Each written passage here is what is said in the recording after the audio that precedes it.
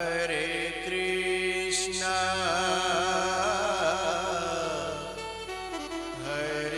कृष्णा कृष्णा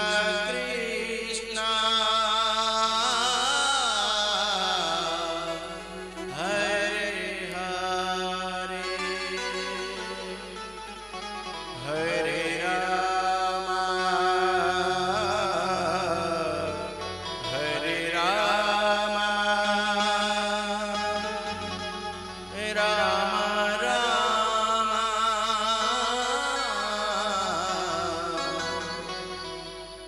हरे हरे।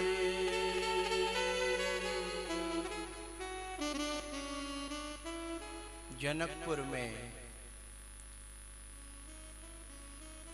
जो नई नई बहुएं आई थीं वह भगवान का दर्शन करना चाहती थीं, लेकिन कुछ परंपराएं, मर्यादाएं, कुछ ऊपर के बंधन,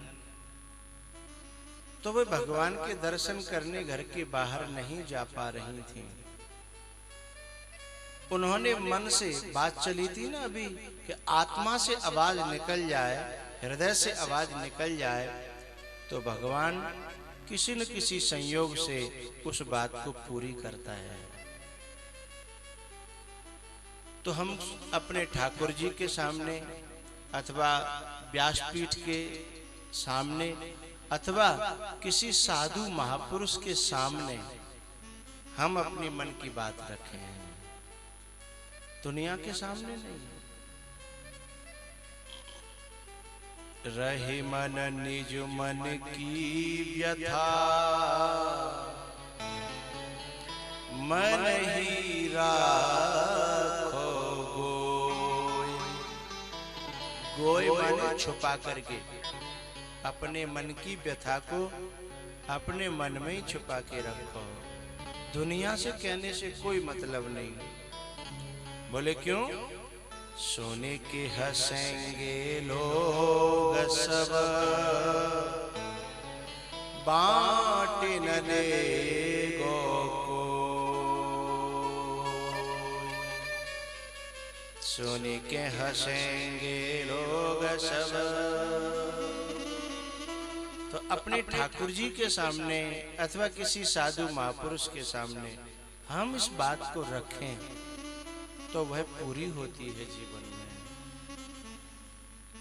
इन्होंने मन ही मन ठाकुर जी के सामने बात कही कि हे प्रभु, आप हमारी नगरी में आए हो, लेकिन हमारे घर तक आपके पांव कैसे पड़े, कोई उपाय करो।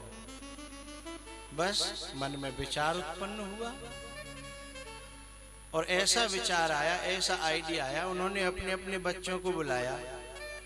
छोटे छोटे बच्चे हैं, कोई 10 साल का, 12 साल, 15 साल, और कह रही हैं बेटा ठाकुर जी मेरे नगर में आए हैं, लेकिन मैं दर्शन तब कर पाऊंगी जब वो मेरे घर आए, और मैं तो नहीं जा सकती। लेकिन तुम लोग यदि जाओ और उनसे प्रार्थना करो सेवा करके, तो शायद उनके मन में आ जाए। तो वे बालक गए हैं सब, पुर बालक, सभी बालक छोटे छोटे भगवान के पास गए, प्रणाम किया और कहा भगवान आप हमारा जनकपुर देखने आए हो ना? बोले हाँ भैया। तो जनकपुर को दिखाने वाले हम हैं, हमारे यहाँ के चप्पा चप्पा देखा हुआ है, हम आपको दिखाएं? बोले हाँ। तब जनकपुर के बच्चों ने पूरा जनकपुर दिखाया भगवान को, और पूरा दिखाने के बाद फिर भगवान ने कहा भैया आपने हमारी सेवा करी, अब हम आपकी क्या सेवा करें बताओ? तो उन बच्चों ने कहा भगवान आप अपने चरण हमारे आंगन में डाल दो, बस यही हमारी सेवा है। ठाकुर जी राजी हो गए और वहां इंतजार कर रही थी उसकी माँ दरवाजे पर खड़ी खड़ी कि भगवान आएंगे, भगवान आएंगे। हा? और उसने अचानक से देखा तो उसका बालक जो उंगली पकड़ करके ठाकुर जी को ला रहा है। एकदम वो तो पागल हो गई क्योंकि तैयारी तो कुछ कर नहीं पाई थी, इंतजार कर रही थी बस। इंतजार में भी ये कन्फर्म नहीं था कि भगवान आएंगे या नहीं आएंगे, इसीलिए कुछ तैयारी नहीं कर पाई। और अचानक से सामने देखा तो उंगली पकड़ करके भगवान की उसका बच्चा चला आ रहा है। अब क्या करे, अब तो कुछ सोच ही नहीं पाई इतनी देर में। अब बोली मैं घर को सफाई करने लगूं तो भगवान तो आ ही गए। सोच नहीं पाई, खड़ी खड़ी किम कर्तव्य विमूढ़ हो गई। तब तक भगवान सामने आ गए। अब क्या करे, देखती रही, आंखों से अश्रुपात होने लगा, आंखें बह चली थीं।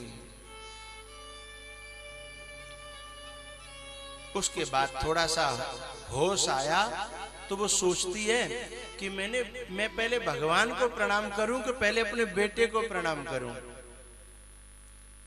अब आप लोग सोच रहे होंगे कि बेटे को प्रणाम करने का तो कहीं शास्त्र में लेख ही नहीं है, बेटा को मां प्रणाम क्यों करेगी। लेकिन उस समय वो क्या सोच रही पता है, कि जो ठाकुर जी के दर्शन कराए, भगवान के दर्शन कराए, वह गुरु हुआ करता है। चाहे वो बालक हो, चाहे वो बड़ा हो, चाहे बच्चा हो, चाहे बूढ़ा हो, वह गुरु हुआ करता है जो परमात्मा के दर्शन कराए। इसलिए इस समय उसे अपने बालक में बालक नहीं दिख रहा, तो गुरु गोविंद दोनों खड़े काके लागों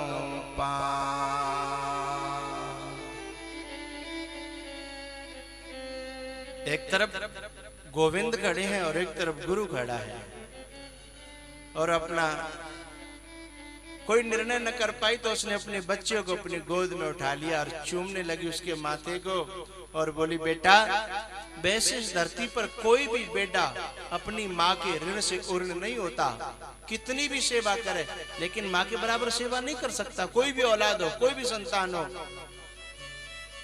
क्योंकि माँ जब पैदा करती है ना संतान को तो अपार पीड़ा होती है, उसके बाद पालने में महीनों सालों तक फिर अपार उसे सेवा करनी पड़ती है, मल मूत्र निलाना धुलाना और उसके गुस्से ताने सब सहन करना, लेकिन फिर भी प्यार लुटाना। औलाद कभी कर सकती है क्या? संतान माँ के कर्जे को तो जन्म जन्मांतर तक एक ही माँ की सेवा करे तो भी चुकाने वाली नहीं है। लेकिन फिर भी माँ ने कहा, बेटा मैं तुझे अपने ऋण से ऋण कर रही हूँ, मेरा तेरे ऊपर कोई ऋण नहीं रहा। क्यों? क्योंकि तूने मुझे वो दे दिया है जो संसार में किसी को और कभी कभी मिला करता है। मनुष्याणाम सहस्रेषु कश्चित यतत सिद्धये यततामपि सिद्धानाम कश्चिन माम वेत्ति तत्वतः।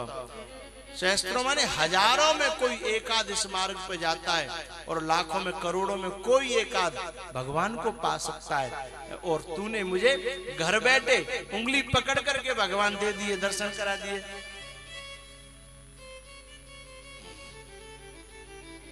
वे संतान वे औलाद वाकई प्रणाम करने योग्य हैं जो अपने माँ बाप को भगवान के दर्शन न करा सके तो कम से कम संतों के तीर्थों के दर्शन तो कराए हैं? जो अपने माँ बाप को तीर्थ कराते हैं, जो अपने माँ बाप को कथाओं के परीक्षित बनाते हैं, जो अपने माँ बाप के सिर पर कथा की पोथी रखवाते हैं, वो बालक वो संतान वाकई प्रणम्य है, वाकई सराहनीय है, वाकई वह सराहना करने योग्य है। एक भागीरथ हुए जो गंगा को लेकर के आए, अपने पुरखों की इच्छा थी उद्धार के कारण, उद्धार के लिए। और एक श्रवण कुमार थे जो गंगा को तो नहीं ला पाए लेकिन अपने माँ बाप को कंधा पर बिठा करके गंगा ले गए। तो ये जो कथा की गंगा है ना, इस गंगा को कुछ तो ऐसे होते हैं जो अपने घर लेके आते हैं, अपनी कॉलोनी सेक्टर गांव है वहां अपनी ये गंगा को लेके आते हैं। लेकिन जो गंगा को नहीं ला सकते, तो गंगा जब आ जाए तो कम से कम माँ बाप को ही कथा पांडल तक लेके आए। वे श्रवण कुमार हैं। जो गंगा को लेके आए वो भागीरथ है, और गंगा में माँ बाप को लेके आए वो कौन है? श्रवण कुमार है। और ये दोनों ही पुत्र सराहनीय हैं और प्रणम्य हैं।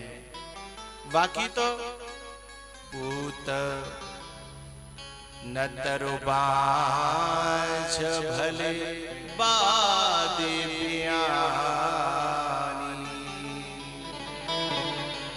जिस माँ ने अच्छे मार्ग पर चलने वाले पुत्र को जन्म दिया है वह माँ प्रणाम करने के योग्य है। जिस माँ ने एक धर्मात्मा को या साधु को जन्म दिया हो वह माँ प्रणाम करने के योग्य है।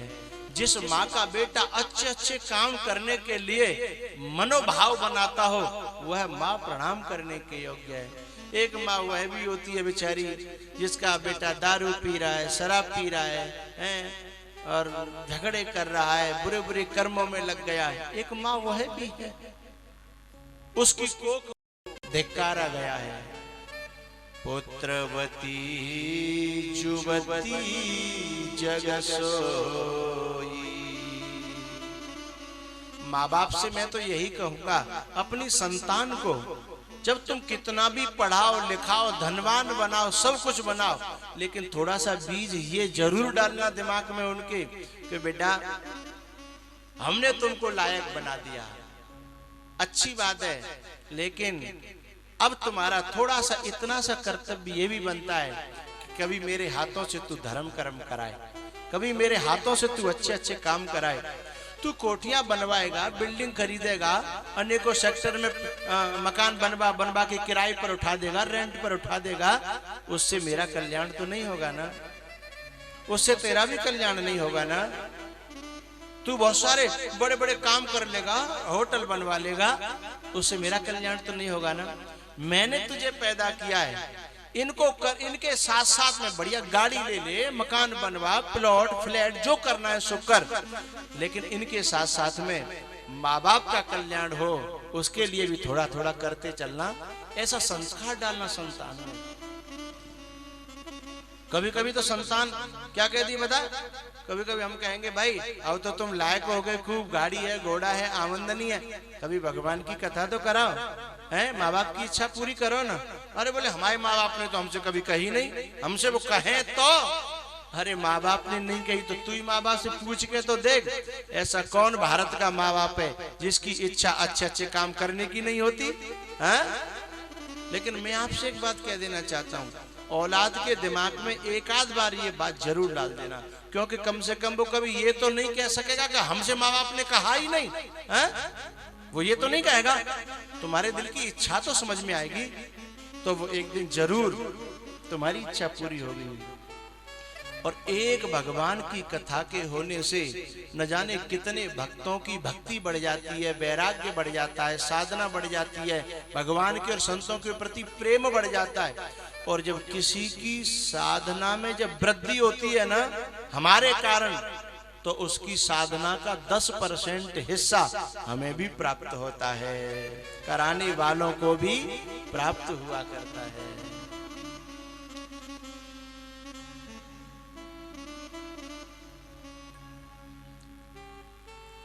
हम लोग जितने भी यहाँ बैठे हुए हैं, हम खुद भजन करें तो कितना भजन कर पाएंगे, लेकिन हमने यदि एक आयोजन कराया उसमें बहुत से लोग भक्ति मार्ग में लग गए और उन सब में से परसेंटेज हमें मिला है, तो शायद हम उतना भजन नहीं कर पाएंगे जितना परसेंटेज हमारा बनेगा।